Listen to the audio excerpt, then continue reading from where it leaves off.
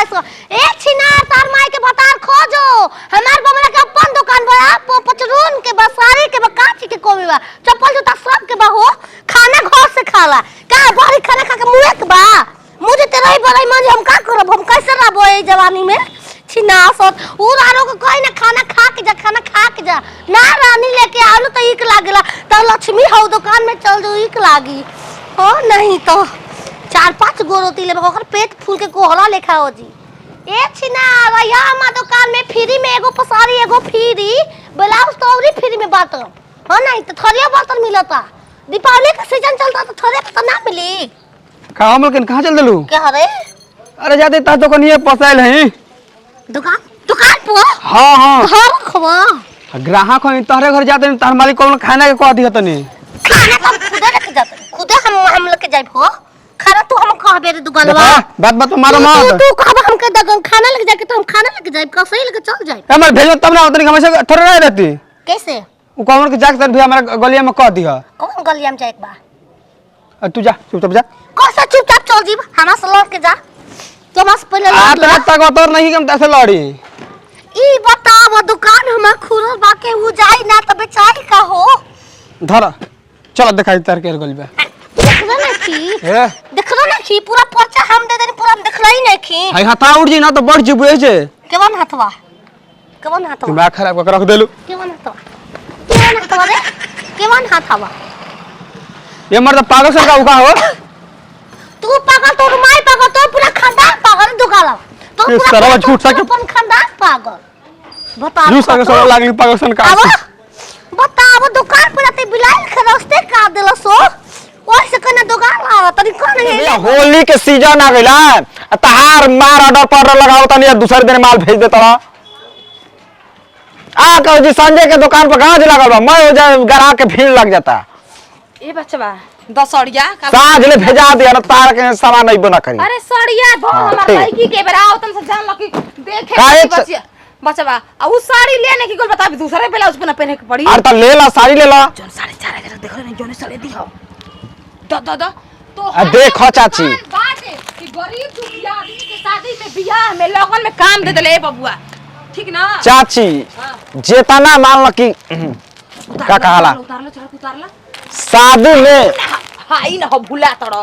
हमरा लेके मिले जो शादी में दूसरा कैसे साड़ी मत लिया ई ना कि दिखाए के मत हमरा के ले लिया 110 गो साड़ी लेके के डाल में डालब आ सब तोहरे दुकान के जाई ठीक ना देखा झूठ मत बोलिया ऐसा ही मेरा ऑर्डर लगा अब देखो तू इतना प्यार से बतियावे ला इतना प्यार से बोले ला ग्राहक से बिना खइले दुकान पर चलावे ला बिना खइले आवता हमारा धंधा से बढ़ के कोनो चीज नहीं खे समझ गलू रख ला दुकान का करत रहे का कैसा टोली खुलवा करत रहो का रे हम यही से कोई दुकान तू खाना काहे नहीं खाए रे दुकानवा तू 12 बजे चुप छिनरी के बेतलवा रे के चुल छोड़ के मारो के चुल छोड़ के चल गइलू दोगला के रे बाबू देखो एक मिनट को कैसे पंदे पुतराव तो हमरा कहां देख पड़े आई पाता छी तो लेके तन के प्यार से बात कखल अरे बबुआ घर में प्यार रे हो के हो प्यार कहां करतनी ग्राहक से प्यारे से बात मत लई का के आला फिर बोल दे तू हमरा रख दे माई राखी दवा गल करे जवाब मेरा तार करे जवा बहरी रह त का की राखी दरा जाता सीने के दने का अरे हमरा बमला के पेट में कुछ पोछी तो का आला करता अरे तू हो चली है त टाइट का कर दरू चुप टाइट का देख रही ना की बियाह खत्म होके से 150 साड़ी के इनकरा के खपत बा इनकरा से कुछ मत उलो पूरा देश से सारी खपर रे बना कर माइक के एक माइक के बिया अरे चल मैं खोला मसाल दे का साड़ी तो ले बारू हां हमार लड़की साड़ी काल हाथ पसंद का इनका लड़की के देख ना दिया अरे तो देखो इना दिया देखा सुनाए चाची काबू तो करा हमार मेहरारू हिया पागल ये करता जो छत पर से गिरल एगो नसे पिछा के दबाला हम पकड़ा रे छिना धमाइन के हम पागल अरे लहसुन मरिचा के चाटनी हाई तोहार धर्म पातानी गचर तोरे नहीं के गचर ले ना तू ये कर से मत तो बोल भाई तू एगो का भी ना लेके चल गई पूरा गलम तो कही है अरे दादी सफा छीना का करबू? तो लड़की होई ना तो लड़की का अरे राम राम। जो अबे बियाह पट ना जाई जा चल जाई लड़की तो हमारे बियाह के दिन धरा के दिले में बियाह का तब के कहां बियाह हो तहार लड़का होके मैं इनका लड़की के लड़का हो जाई केवन के बन ए बच्चा हम बियाह होता। 150 ना ले तोहरा दुकान में के कैसे ना रे बो कैसे ना रे बू तू माथा देख कर हाथ मत बिगाड़े चोने खुलवा कर बू सोरिया अरे रे राम, बाबा राम। बजरिया में कदमी दादी खर्च अरे अपन में हारुक चलते ए सालो तू काहे रे पहिला है बोल का देबे छीना ले देखो तारू सुन ले आलू ना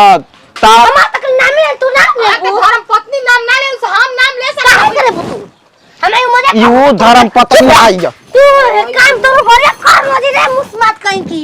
उमरिया नाम ले सुमा कम की तू ले बुताबू मा कम होई सुना चाची रोज दोगाल आ जाओ ना कहे के तौन कली नाम ले ली तो मका अरे से भटिया ना भट्टी पर सुतना अरे भट्टी पर सुतना भटिया पर सुते के बा। एकरा से काहे बियाह कइले रान बाबू संता सुत तो नहीं के सुत अब हम जाना नहीं देखो कितना सुगर बिया अबे मुहा पर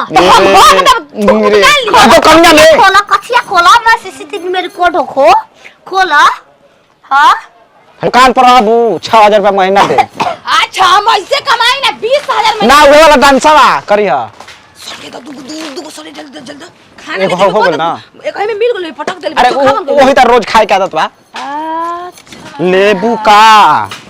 ये बच्चा भाई कैसा तू घर जा चाट खाए नहीं भैंस के पानी पिया दिया जा घर जा भाई तो के रोज खाने लगी पगार खोल दे बानी। हम तो के खाना पहुंचा दे ओए खोल दे बानी पगार आग लगावे आई लड़ू तू साड़ी लेबे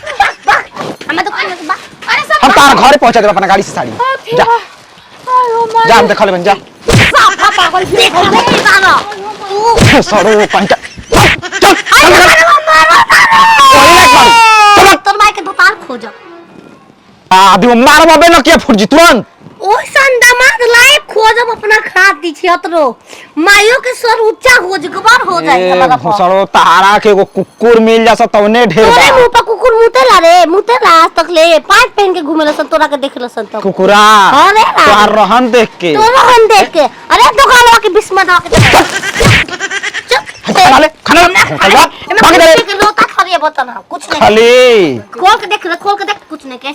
काहे के केम खाना गांव के देखाओ तो कि भतार के खाना लेके जाई ना भूख ना लग जलावे में खा लेल बानी अच्छा तो पेटावा जिसे धो के घर बस चलेलू का रास्ता सोचने खाई के संगे खा जी पति परमेश्वर के हाथे आ तले रास्ता में भूख भूख लग लग का करी तारा लेखा पति परमेश्वर जाने वाले पति के मुआ दिले बीती खैला बिना तो हाँ मत मत तेरा ही हम अपना हाथ मनाएंगे मोमबत्ती कच कच बुताएंगे जा हम हो कोनो पिछला जन्म में पापे कइले हो अरे जो कुमना पाप दो तो